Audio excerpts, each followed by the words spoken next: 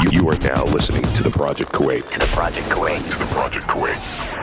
Where we stop at nothing to bring you the right facts on health, fitness, and psychology. Featuring some of the world's most experienced professionals so you can learn, lift, and live. With your hosts, Meg, Dr. D, and Mehdi.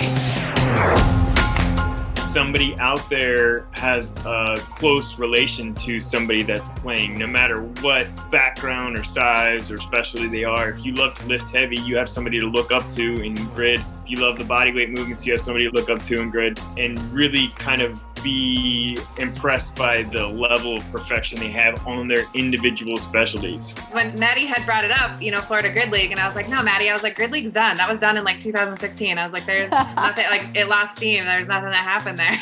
And he was like, no, there's a thing going on. And I'm like, what? And then started looking into it. And yeah, it's been fun to do a little this research. Danica and I are going through all the teams and the coaches and everything ahead of time and figuring out the structure of the teams. And then seeing the specialization was something that was really exciting because you just know how overwhelming and burnt out people get trying to do all the things, right? You can do anything, but you can't do everything. Seems like it's a lot more popular. A lot more people are talking about it. Be on those teams and do the things that, I'm really good at body weight, but I could never do a CrossFit competition ever or any lifting comp because I just don't have that strength. But want me to go out and join a team? I think that's really awesome that you get to have that specialty, that people get to do what they love to do and what they're really good at. So that's pretty cool. It's more like a sporting event that you're traditionally used to going to. You go for 2 hours, you have some beers, you scream, you cheer for your team, and you go home. It's a ton of fun. All this and more in today's episode.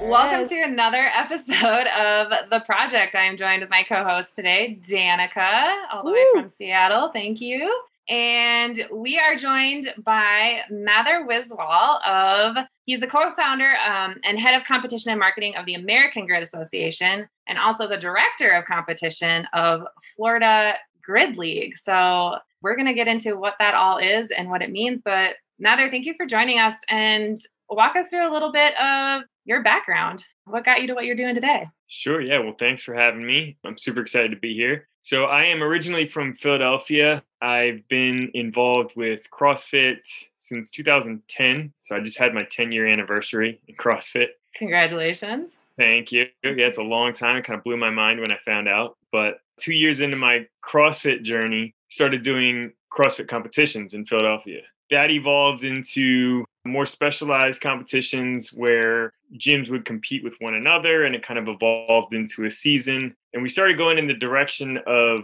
evolving a normal CrossFit competition into what's more like a sports season. So there's a regular season, playoff, and championship, and there are quote unquote teams. And so we were developing this concept, and then we heard about Tony Budding coming out with the idea of grid and said, well, that sounds even better than what we were doing, so let's go check it out. So we went to the original meeting, and that was really the entrance into the sport of grid for myself and my sister, who is my partner in all this. And I guess that's the beginning. I don't know how far into detail you want to go, but fast forward, here I am in Florida, still involved with grid. That's amazing. So is that first meeting that you're talking about with grid, was that the National Pro Grid League when that was starting? That was 2014? That's correct. Yeah, it was in Texas. The first meeting was the National Pro Fitness League at that time. Okay. And that was kind of like the very first vision iteration of the sport, which is obviously very different than it is now. Yeah. But that's how I got involved. And then, through the chain of events, ended up in Florida in a whole new version of the sport. So that's awesome. How do you like Florida? I actually am really, I never saw myself as a Florida guy when I was in Philadelphia, but now that I'm in Florida, I see myself as a Florida guy.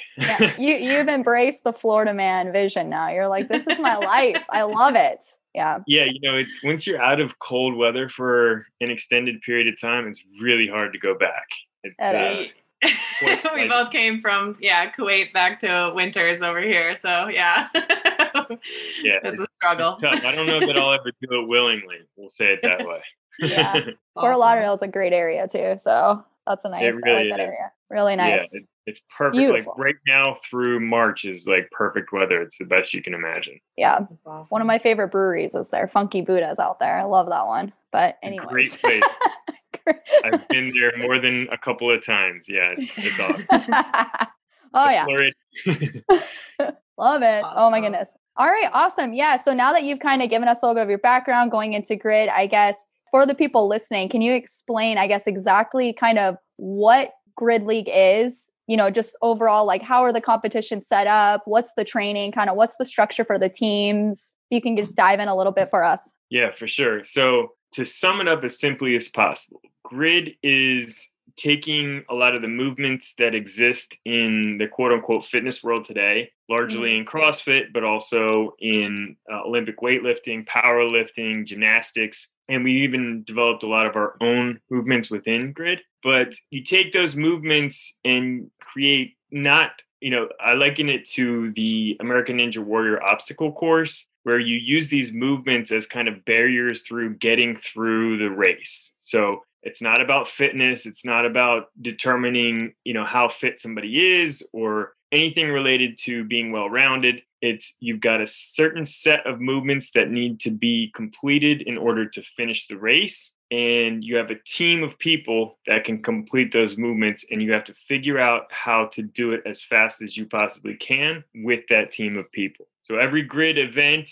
consists of 2 teams, 18-person teams. There's 16 active for a given match. And there's 11 of these races that I just described with those 2 teams going head to head. And each race is structured differently. So there's certain movements that are involved. There's certain utilization of the grid, which is the playing surface that we play on, that coincide with the rules of each individual race. So some races are bodyweight biased by nature. Some races are strength biased. And, I'm not going to go into detail. I can if you want me to, but there's a lot to explain there. But I think the main principle is that each race, you use your players differently within a given race. So you have some players that are more biased towards strength. They're bigger. They tend to be able to move a barbell fast, but they're not going to, do too many pull-ups because generally speaking, it's a different body type. So we have a very wide range of types of players that play the sport.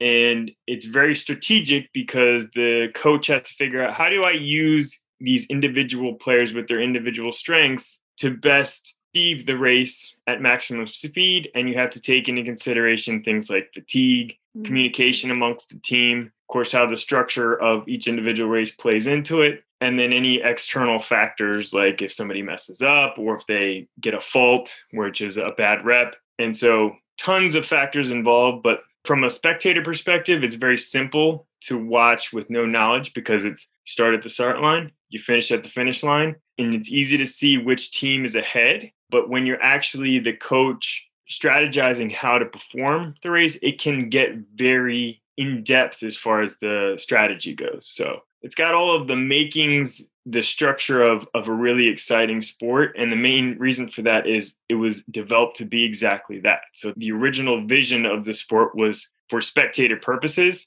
and it's designed to be fun to watch. It's designed to be a media product. And it just so happens that it's incredibly fun to play as well. So yeah, that's kind of the higher level overview of how it works. And it's structured like any sport. There's teams that represent cities in Florida, and they compete in a regular season, and there's a match record, and the teams with the highest record go on to the playoffs. And then, there's a playoff and then a championship winner from there. Okay. Amazing. I love that you brought up the spectator aspect of it, because Danica and I were talking about this a little bit before in some of the events that we had put on, like the Battle of the East in Kuwait. That was one of the main things, is how do we make this exciting for the spectators? Like, people don't just want to come and watch somebody work out, right? Like what can make it exciting and fun? And so one of our solves for that was the start of an obstacle course race, which was one of the events for the athletes. And we had created a course that spectators could do before the event as well. So that way they see them doing, something that was similar to what they had done, and making more of like a fitness festival aspect. And I know that led into also some of the vision of the Dubai Fitness Championships that a lot of our listeners have been to and seen, is having it on that field where you can see specifically, it's not really a field, but like in any event, right, is being able to see like who's ahead and knowing exactly what's going on. So, but you said the teams are 18? Correct. I was a full team is 9 men and 9 women. Okay, cool. And then for every event, I guess, is it broken down how many people are in each event, or does it change, like the number of people that you get to throw into each event? Or I guess, like, how is that all broken down? Yeah, so each race you can have up to 5 men or 5 women compete in individually. And so it's kind of like soccer where you have a starting roster, and then as you go through the match, you can substitute in other players for your starters, and those starters have to leave. With the exception of one wild card. So I don't want to get too far into the details and get too overwhelming, but the wild card player is the only one that can come back into a match after they've been replaced. So it really allows for specialization. Yeah. But yeah, so to answer your question, 5 men or 5 women for any given race, but some races are gender specific. So only females or only males. So it just depends on the race format. Okay, cool. Okay. And for a given event, I guess, how long and how many races are you doing? I guess, is it like an entire weekend? Is it like you just go out one day, we're just going to get out as many as we can? Like how do you kind of structure that? Yeah, so it's much more similar to a baseball game or a football game. Our matches are about 2 hours, and they're very high energy, and there's very little downtime. So one of the big focuses we have is minimizing time between races. And that means our equipment crew and everybody moves really quickly, but we will change out the race setup between races as fast as we can. The average race size length is between 2 and 5 minutes. So they're really short, which means that they are very close a lot of times at the end. And there's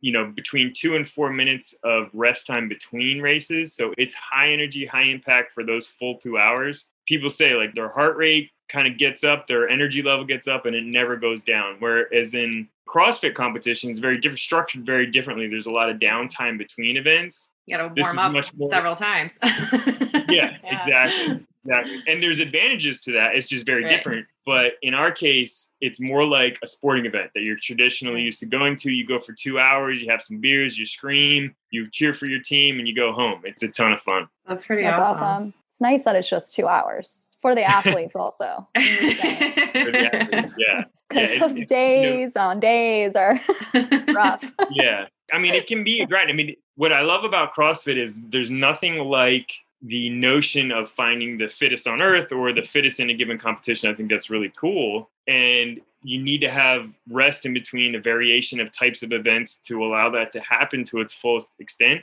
But this is completely different. It's not competing with that in any way. It's just a different take on things. And I'm a huge sport fan. The people that are a part of our league generally are sports fans. So it's kind of combining the two worlds. Really, the only similarity to CrossFit we have is some of the movements, like a snatch or a pull-up. But like I said, we don't care about fitness. It's structured completely differently. So that's really the only similarity. It's the same level of similarity as gymnastics to CrossFit or Olympic weightlifting into CrossFit. It's completely different. So we're not a direct competitor in any way. In fact, we see us as another way to use CrossFit and to benefit somebody to experience a high-level competition that they might not be, suited for with their certain body type, whatever. So like I said, it's much more like a traditional sporting event in experience. And I think our fans really love that part of it. Yeah. I think it's so relatable to what they do for their own fitness and health, right? Like they see athletes doing things that they, are either working towards in the gym or have, experience doing. Whereas like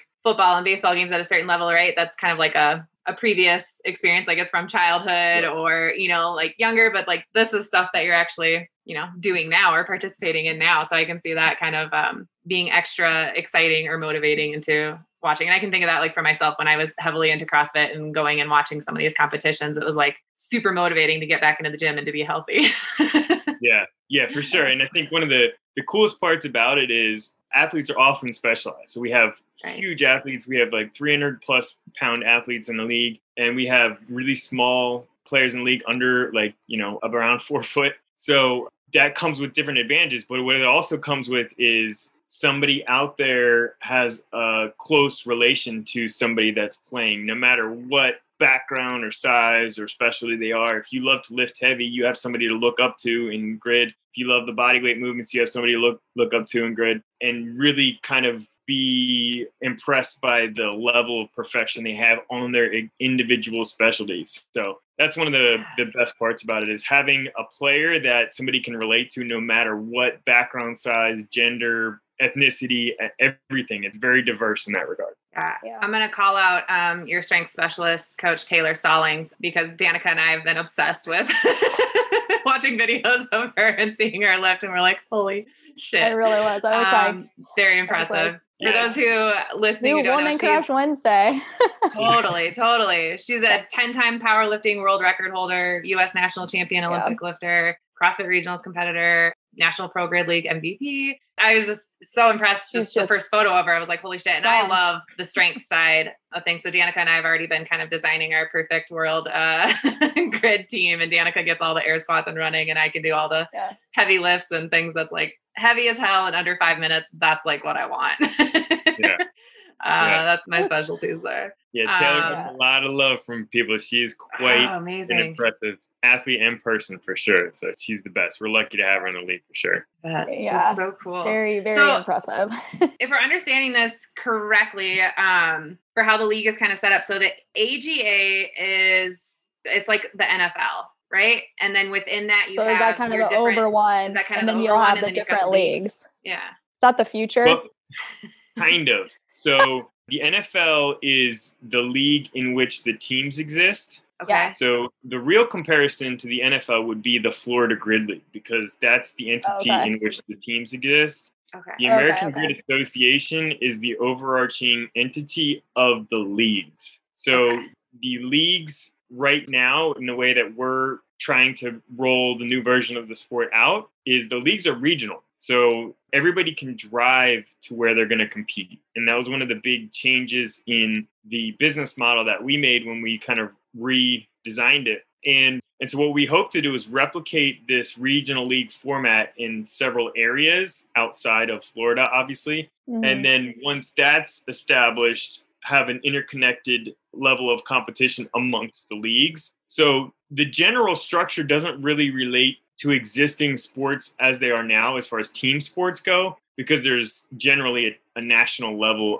of every sport. But, there really hasn't been any team sports that have come up in new popularity in the past, 100, 200 years. It's all been more individualized sports. So we feel like this model is the way to do it, more of a grassroots way, and make the barrier of entry to participate low enough that people don't have to know exactly what's going on and how to play the sport. They can more on a whim go check out a match and see what it's like. And once they do, they fall in love. So that's really what's been the secret to our success as far as model goes so far, and where we hope to continue until, we have enough of these regional leagues where the higher level of competition is really what the main focus is. And that will hopefully where the professional portion of the sport comes back into play. Okay. Does that make sense? So you kind of want to keep it more like the leagues more on regional basis. And then in the future, there might be kind of that higher end that you're going to get to where people from different leagues may be competing. Yes. Yeah. Okay. So we're very fluid in the way that we want to make this happen. Our main goal is just to make the sport exist. We have proven the regional model. We know it can exist in other areas. And so that's the main focus now. That doesn't mean that, if some big opportunity comes down where we could kind of skip a couple steps and go to a higher level right off the bat, then we would. But the way our trajectory is now and the way that we see it as being sustainable in the long term, our goal is to keep these regional models fairly low in overhead and really easy for people to participate in, and just replicate that as many times as we can. Yeah, no, that definitely makes sense. Do you, as far as kind of talking about, especially even on like spectator side, athlete side, what do you think is kind of, I guess, like the limiting factors for a faster growth, or what do you get any like kind of negative feedback on like what people think is going on, or, kind of not like what's kind of preventing you think like an explosive growth all of a sudden? Well, I mean, that's actually an easy question to answer. And the answer is that you have to have a level of connection with the sport to really appreciate what it is on an individual level. So we've seen really, what you would call pretty rapid growth as of late, but it took a while to get there because it really took a long time for people to develop a connection enough with what it actually is and how they can participate in it to be able to do that. So it took a lot of groundwork as far as having very small local events, say, hey, come put a little team together, just try it out and have fun. When you do, you fall in love with it, you learn enough about it to get more involved. And that's how we've been able to continuously grow. Now, I think once we've proven out that we have the meanings of a substantial fan base that can be leveraged and then scaled, then, the only addition that's needed really is the investment to take it to a bigger level, whether it be through a network or some sort of financial investment. But I think that's really the only kind of explosion variable, is having somebody with the means to have large impact through a network or through finances to take this thing and scale it a little bit. But we don't need that. We don't, we don't require it. And we see a lot of benefit to the grassroots region by region model, because we develop raving fans in, within those regions. And there's plenty of need, or there's plenty of ability to build upon that exclusively. And so financially, we're fine. We're growing every way we need to. And, we're in it for the long haul. We're in it for the right reasons. This is not a get rich quick scheme, Yeah, no, of course not. Yeah. So having been from Florida, I have heard of Florida Grid League, but to be honest, I kind of thought it was just a shoot off of some sort of CrossFit thing. That's my own at the time when that was probably before I even moved to Kuwait, honestly, or sometime around there. So I know people who have gone to Orlando. I know they've talked about it because they've gone to some of the gyms out there and everything. So I had heard of it, but I didn't realize kind of the detail. And it looks like at least in Florida, it seems like it's a lot more popular. A lot more people are talking about it, which I think is pretty cool. So that's awesome. And to have it seems like it is, you are catering to some people who maybe thought that they wouldn't compete before, or they wouldn't be doing this. And now they get to be on those teams and do the things that, I'm really good at body weight, but I could never do a CrossFit competition ever, or any lifting comp, because I just don't have that strength, but want me to go out and join a team. I think that's really awesome that you get to have that specialty, that people get to do what they love to do and what they're really good at. So that's pretty cool. Yeah. Two things that you just said I want to highlight. One is, what you just said is the perfect scenario where you hear about this thing, or you see a clip on Instagram and you're like, oh yeah, it's some sort of offshoot, it's some bite off CrossFit, whatever, blah, blah, blah. And there's so many of those types of things out there that exist in the world today. It's totally understandable that, why would you take the time to learn about how it works and, what it's motivated by, what makes it different? And, I would fall into that category as well. So it takes repetitive exposure. It takes, somebody, it takes being really impressed by some of the players that you see to take that next step and say, hey, what is this? What is actually going on? Is this something I would understand? Do I think it's cool? So it takes 10, 20, 30 repetitions of seeing it and, seeing something that kind of intrigues you, where you take the next steps to learn more about it and figure it out. So, we've kind of reached this homeostasis where this happening at a lot quicker level, where people are like, wow, you got to check this out. I totally get this now. And now I can tell my friend about it, that kind of thing. But it takes a while to get there, where at first it's just really hard to turn over. And then the other thing that you said was, having something for a wider variety of athletes. And that's one of my favorite parts about what we do, is because there's so many people grinding away in CrossFit gyms, putting hours and hours and hours of training in, who are literally world-class athletes at what they do. They can move a barbell better than anybody. They can do backward rolls better than anybody. I'll tell you, some of our best clips are bar-facing burpees. We have athletes that can move incredibly fast on bar-facing burpees. And it's something you would never think is a big deal. But if you post it on social media, it spreads like wildfire because it's super impressive. And these people are just incredibly athletic at these certain modalities. And so they develop all of the ability to do that, just like any CrossFit athlete. They just don't have the well-rounded capability an athlete does. So I love having this opportunity to showcase some world-class athletes in their own specific ability that, might be limited by their body type or one specific movement that keeps them from being amazing at CrossFit or weightlifting or gymnastics. But in grid, they just excel, to no end. Yeah, that's awesome. And the whole, the idea of having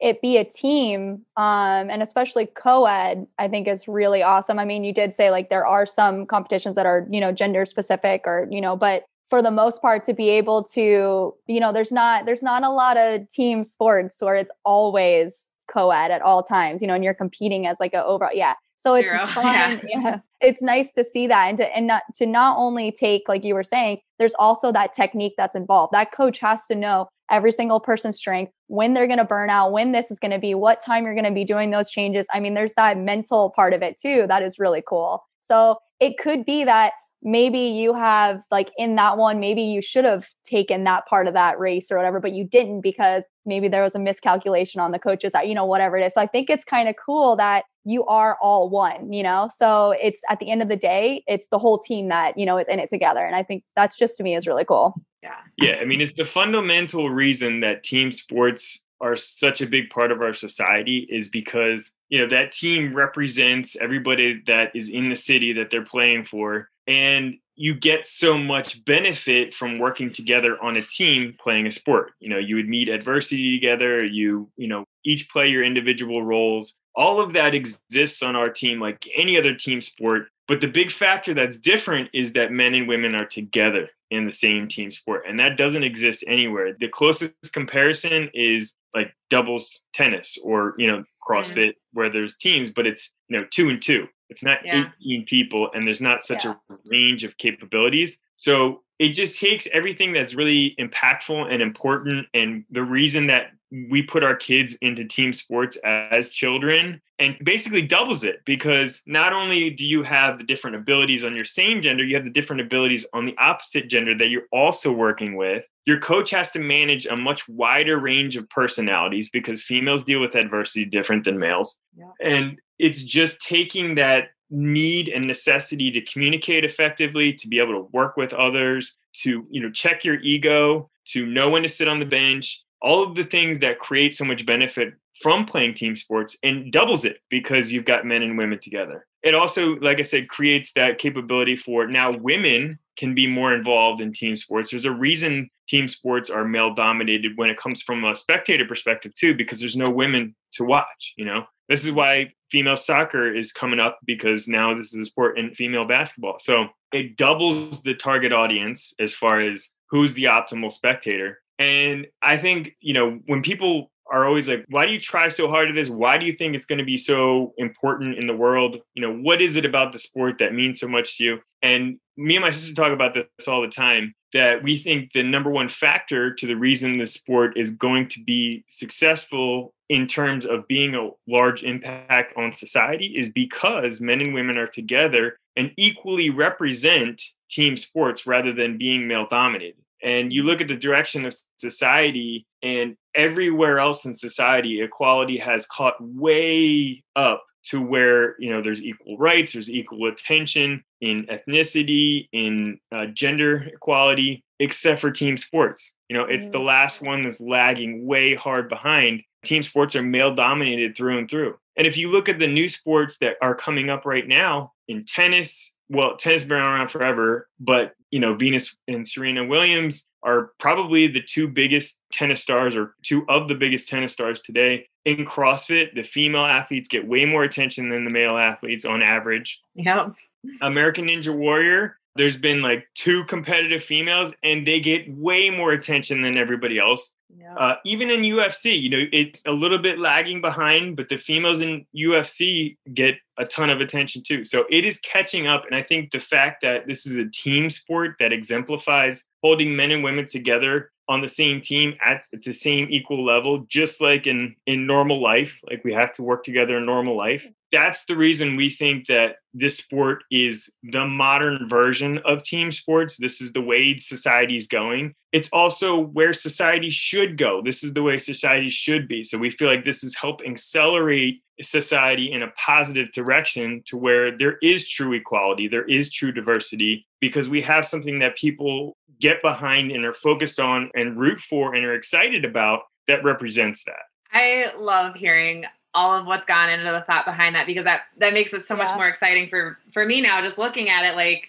understanding all that and understanding even like from the top down, right? It's you and your sister. There's this masculine, feminine balance up top, right? Sure. That it trickles all the way down into how the teams are developed and gone. And I can feel how connected you are to the vision of what this is, and talking about like the slow growth and doing it right, and not, guns blazing going to, what you want for that ultimate vision of really giving it the attention that it needs in that grassroots way to help build this culture and build this model around that. That is just incredibly exciting and empowering to hear. So thank you for sharing all that detail behind of what's gone into that. My question is, we've got the Eastern Grid League, we've got the Atlantic Grid League, and we've got the Florida Grid League. When are y'all coming west? What's the vision for expanding out? ASAP, honestly. Right now, Florida Grid League is the main focus. The Atlantic and the East Grid League, basically, we're just getting started before COVID hit. We want to expand as soon as we can, but also sustainably. And that means we've got to find the right partners to make it happen. We've got to find the right process to make it happen. We're much more focused on longevity than speed. We think that anybody that's going to start this sport anywhere else is going to be at a huge advantage doing it with us, because we wouldn't be here if we didn't go through the NPGL experience. And it's a really, really difficult thing to do. And the more we experience it, the more we feel confident that that is the case. So we feel like we're going to encourage the growth of the sport in any means that are necessary in any area until we can have the resources to bring it all together. So we want to be where anybody that is qualified and that is, kind of meets our ideals and that we think we can work with on a daily basis is, and that includes anywhere in the world, as long as they have the support structure around them to do it. And so that's kind of where we're at. We don't have we must have leagues by this date. It's more of we're going to keep doing what we do. We're going to keep building the sport and growing the fan base. And then we take the opportunities as they come. Yeah. Yeah. I was saying, and I think it's smart too, just like you kind of mentioned. I mean, most people do, they kind of run out of the gate and they just expect just this immediate, like, it should just be popular. I think it's cool, so everyone should love it. And why isn't it growing? And they put too much in too fast and overwhelmed, and then you get a collapse instead of a growth. So to hear, that you're doing it a little bit slower, you're basically nurturing what is working now, fixing any tweaks before you start to kind of expand. And as you mentioned, I think it's great that you can kind of take that time to make sure that if you are going to move forward or are going to be partnering with other people or opening more leagues, that it's the people that have the same values that you did that with the starting, because that's also another problem. People just dive in and then you have someone who's, well, that's not exactly my vision. Well, now it doesn't match. So, I think it's kind of good to hear that. Yeah, I appreciate that. Yeah. I mean, the only way we've landed on this is doing it the wrong way enough times. Yeah. We figured out what doesn't work, and we feel confident we know what does now. And so we're just going to take it like it comes. So I appreciate your validation in that for sure. No, it was funny because when Maddie had brought it up, Florida Grid League, and I was like, no, Maddie, I was like, Grid League's done. That was done in like 2016. I was like, there's nothing, like it lost steam. There's nothing that happened there. And he was like, no, there's like a thing going on. And I'm like, what? And then started looking into it. And yeah, it's been fun to do a little this research. Danica and I are, going through all the teams and the coaches and everything like ahead of time and figuring out the structure of the teams. And then seeing the specialization was something that was really exciting because I just know how overwhelming and burnt out people get trying to do all the things, right? Like you can do anything, but you can't do everything. I think that and that goes for business, that goes for fitness, that goes for parenting, that goes for everything, right? I mean, traditionally in sports, you don't have to do everything. I mean, I think that's part of what makes CrossFit so unique and so powerful and so impressive, because there's no other sports in the world where you have to be as well-rounded as you have to be in CrossFit. But in basketball, baseball, football, you do your one thing really, really well, and that's your contribution to the team, and that's the way most team sports are built. So we just following that model that is proven to exist with a different take, and we use a medium in which we can allow men and women to both participate equally. So that's really the difference. Have you seen any interest with this or anything that is starting like internationally as well? Do you know of anything going on like this in other countries where they've dabbled into it or tried it or maybe looked at like Pro Grid League or what you're doing now and tried to start something internationally? Yes. So I feel like, just for the listeners that don't know, the NPGL, we've referenced it a couple times, was the original version of the sport. And like you guys have hinted at, it was guns blazing, go big or go home. Yep. And that was the approach. And at that time, with the kind of height of all of that, at one point there was 13 different leagues that existed, some of which were in Europe, in Australia, I think it was. Well, all of that went away and boiled down to Florida. And we started very small, built it back up. Well, now we're at the point where we are in talks with several groups outside of the country about how to bring the sport to their area. In Europe, in Australia, Africa, even in the Middle East, people have expressed a lot of interest. So it is coming very soon. You know, COVID obviously hasn't helped really in that regard. But yeah, there's a lot of interest in a lot of different areas to bring this to their region. How have you had to, that's exciting to hear, first of all, that it is like already gaining some traction. And with the same model, I imagine, of like that grassroots of like starting in your region, your area, building up the hype and then being able to expand from that. How has COVID shifted, I guess, maybe some of what you've thought of like with the spectator experience or even competition as well for like this next year? Like what's going to happen this next year? How are things adapting? For 2021, it's still a little up in the air. For 2020, we had to stop our season like any other sport. We do have an event coming up in December that is basically like a boiled down 2020 into a single weekend event. We have all 8 teams that'll be there. It'll be a single weekend tournament. It's really just to get everybody together and have some fun and play the sport in 2020 the best that we can. But for 2021, our normal season is summer. So we have a little bit of time before that season would take place. We have several big events prior to that are scheduled to happen that would be good indicators of what can happen and what can't. But right now, our hope is and our goal is to get back to somewhat normal operations in the summer of 2021 with our full season. Amazing. I hope everything comes smooth by that time. But that's cool that you've thought ahead at least to that and have a little plan of action and still being able to bring something in 2020 despite everything that's going on. Give an opportunity for people to still be there for your community and the people that are closest to you. That's cool. One quick element relevant to COVID is the team talent acquisition process. So what would be kind of like the draft in any other sport? Yeah. We call that the American Grid Trials, and it's an online thing. So and it's also global. So we had people from all different countries participated in it last year and the year before. And so the American Grid Trials will happen in the spring, and that can happen, during COVID because it's online. But we release a series of tests that relate to specific roles on the grid. And, people participate in the tests, and there's cash prizes for each winner. But there's a series of them, and then the teams take that information and use it to recruit for their teams. So we don't have a draft because it's regionally based, but teams sign players that they make agreements with to come play for. That's amazing. I love it. So how many people did you have participate in the last round of that? I think it was about a little under 300. Okay. So, and that was last year. That's awesome. That was the second year that you had done it? Yep. Mm-hmm. That's cool. So the process is typically there's the online portion and tests that people like video send to you. You verify, is it, sort of along those lines? And then is there like an in-person level to it then where they come in and try out with the team or like personalities? Like, is that part of the testing? It absolutely is.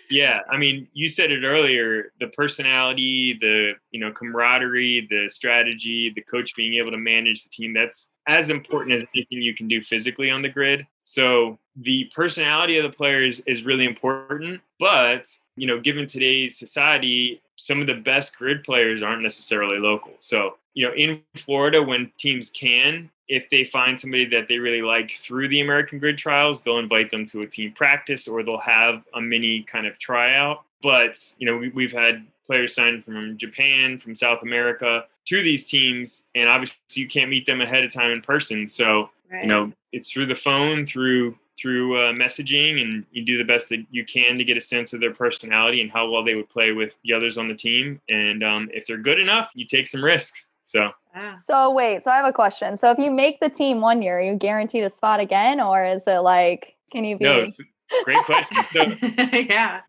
The way it works is when you sign with a team, you can only play for that team that year. And you can't sign with any other team for any other reason. At the end of the season, there's typically about a month period, which is called the re-sign period. And teams, they have first shot to re-sign players that are on their teams. So they can, pick who they want to re-sign for the following year or let go or whatever.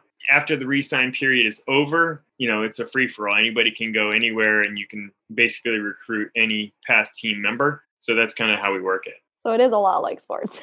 Yeah. All right, goodbye. You're a free agent now. See ya.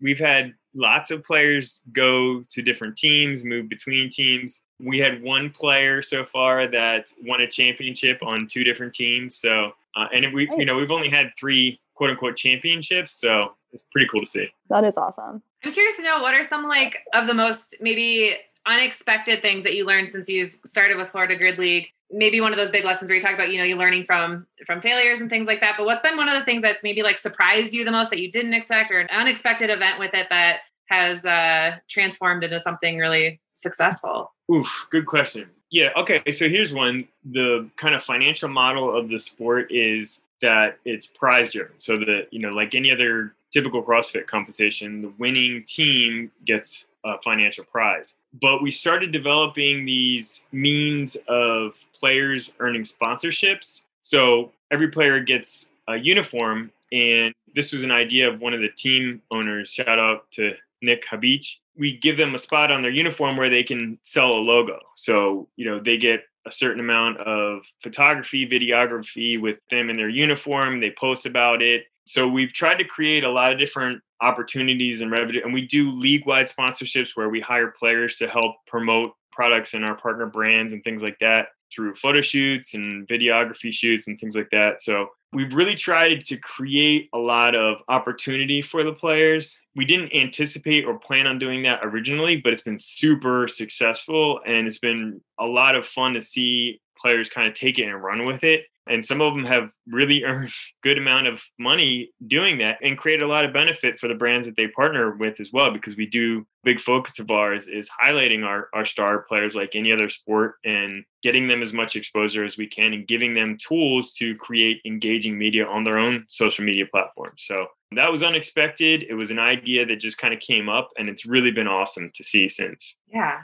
Big perk for someone who gets in on the team is to be able to, foster some of those relationships. I love that. Yeah. So cool. I got 2 other questions, and they're kind of just more personality ones for you as well. I've just been really impressed listening again to the vision of everything that you've put in behind the thought that's gone into how this is structured and how it's going to grow. But what's something your younger self would be surprised about your life today? Whether that's did you always see yourself doing something in fitness and sport industry, or what's something that your younger self would be surprised about what you're doing today? Good question. I've always been entrepreneurial, and I've always been into sports. I love sports. I don't think I ever really thought I would be in sports per se. And I certainly, before I got in CrossFit, wouldn't have anticipated being as into CrossFit as I was and am. So I would say the fact that, I am involved with a sport that's basically involved with the fitness community is probably pretty surprising to my younger self. The fact that,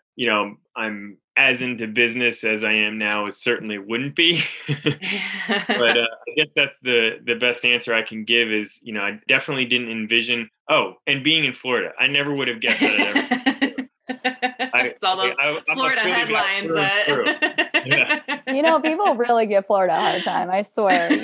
Out here, I have to tell people. They're like, "Wait, do your friends know you're from Florida?" I started dating someone. They're like, "He knows you're from Florida, right?" I'm like, "My goodness, people, it's not that bad of a thing here." No, I definitely get it. I mean, I understand the stigma associated with Florida, but and like I said, I'm a Philly guy through and through. I never would have, seen myself in a warm. There's this. I don't know. It's I don't want to say weakness, but you go to a warm weather state, and it's you lose some of your edge. But a little bit. That's what you feel like anyway. But now I'm here, and now I don't care if I lost some edge. I'm good. I like it here.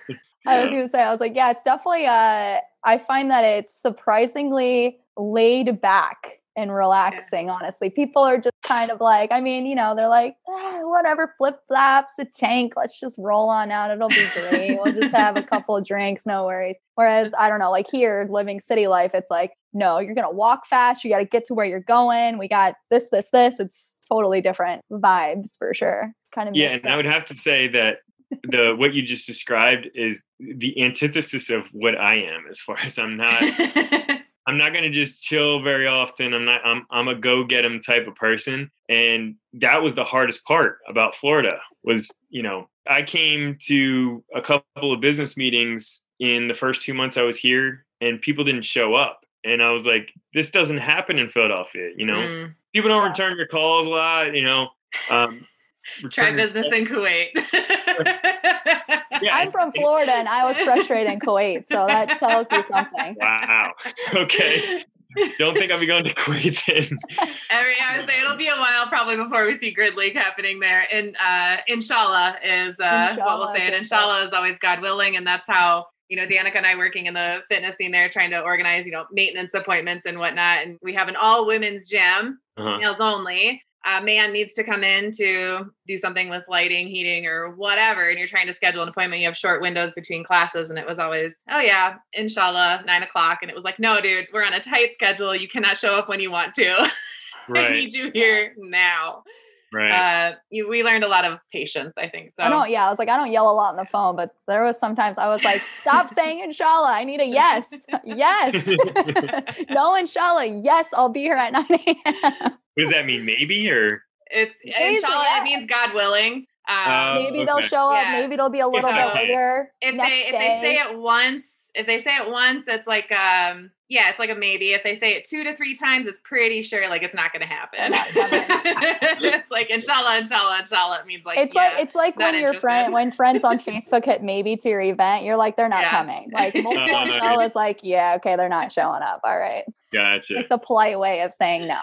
Yeah. Oh man, that was the hardest transition for me. I've gotten used to it and figured out how to navigate it now, but really the setting and the weather is what I love about Florida. So. Yeah, I love that. I would love to see some of our budding athletes from the Middle East show up in the trials for you all, or at least maybe some of the online training. So I noticed that I did want to touch on that as well. On the website, there is online training programs that I'm assuming, is that for someone who's hoping to go to the trials, or is that just for like spectators, or who's that online training program for? Really all of the above. The reason that we started it is because we had so many people asking about it and kind of demanding it and saying, I want to do more with this sport and I want to see what it's like to train. It is very different than your general CrossFit training or general functional fitness training. It's kind of like training for MMA. There's a ton of people out there that train for MMA. They have no intention of getting in the ring and fighting. You know what I mean? It's just a style of training. So there's a lot of people that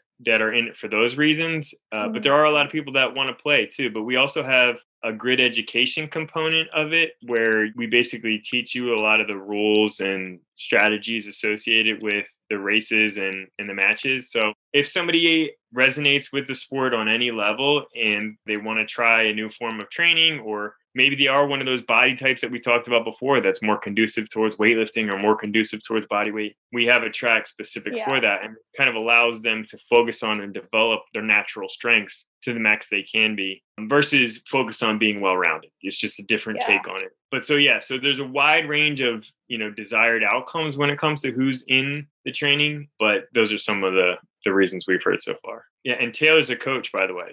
I saw that. That's why I told Danica. I was like, she's a strength coach on the program. I was like, I'm gonna have to get a program. I'm long out of my my competition days, I think, but I don't move too fast these days. But maybe I'll start. But yeah, we'll send you some to try if you want. It's that'd be awesome. It's not light programming, which you can do. Yeah, she works you pretty good, but it's a lot of fun. It's very different. It's definitely, there's not much conditioning in the traditional sense, but by the time you're done the sessions, you're pretty wiped. So. Well, I keep telling everybody I moved to Sun Valley, Idaho this year. It's a ski resort town, and I moved from the Middle East and Minnesota. I don't ski. So I'm going to give it a try and see how I'm into it. But I just keep telling everybody that my winter sport is I'm just going to be in the gym and get jacked. So I'll gladly take up that online program. I can't even do that because of COVID now. All our gyms are closed again. I'm just like, here we go. Like, dang it. That's life though, you know? No, for sure. My final question I have for you, I guess, is just what's a question you wish that we would have asked you, or what's something you still want people to know about Florida Grid League? It's a good question. You did a really good job covering all the different dimensions. I don't know. I guess I would say, you know, a lot of people ask how they can get more involved. And I will say this. We want everybody that says, oh man, that sounds like fun, or oh man, that really resonates with who I am, or I love sports, I love CrossFit, and this is like the perfect mix. Whatever reason you think, you know, that sounds awesome, get in touch. We're very responsive. We're I forget the word you just said, but we will get back to you.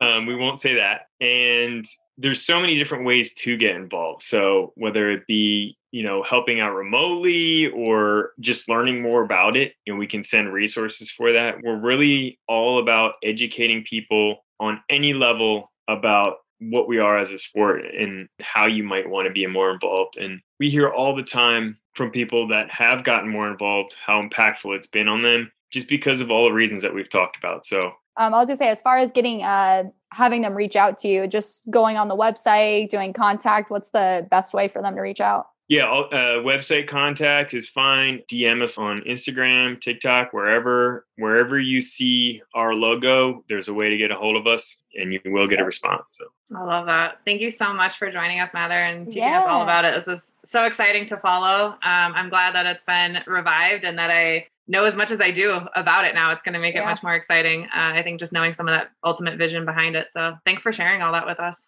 Absolutely. I'm very grateful to be on, and thank you for showing interest and looking to learn more. And if there's anything else that we can ever talk about, I'd love to. Absolutely. We'd love to have your coaches on to talk about any of that specialization and training, or as you guys are growing, and things you want to get out there for the world to know. Yeah, definitely keep us in the loop on that. We'd be happy to have you all back out and keep us in the loop on what the next thing is. Yeah, why don't we see if Taylor might jump on with you one of these times? Heck yeah!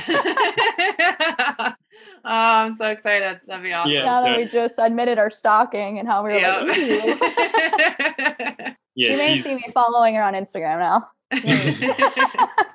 Well, she lives up to the hype, and she's a great guest for something like this, and she'll give you a lot of insight on the sport itself from her perspective, but also her background, everything she's been through is super interesting. So she'd make a great interview. So the tournament is coming up, but right after that, I'm sure she'd be into it. So awesome. Yeah. We'll look forward to that. Thank you so much, Mather. Thanks, Danica. Thank you so much. It's been a blast. I appreciate it. Thanks for listening to this episode. If you enjoyed it, please head over to iTunes to subscribe, rate, and leave a review. You can also find us on Instagram at The Project Kuwait. Thank you, and join us next time.